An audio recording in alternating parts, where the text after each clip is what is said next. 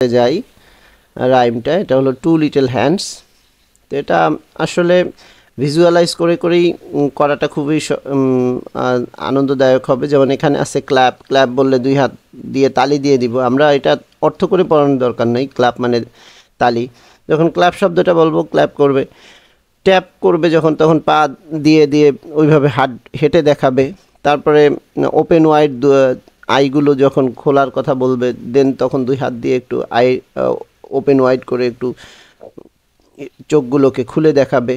Even যখন হেডটাকে বলবে গো side two side, দুই দিকে মাথাটাকে একটু দুলাবে, দেন এটা আরও বেশি সহজ হবে। আমি জাস্ট এখানে সুরটা তোলার চেষ্টা করতেছি। Two little hands, two little hands to clap clap clap, two little legs go tap tap tap, two little eyes are open wide, one little head goes side to side.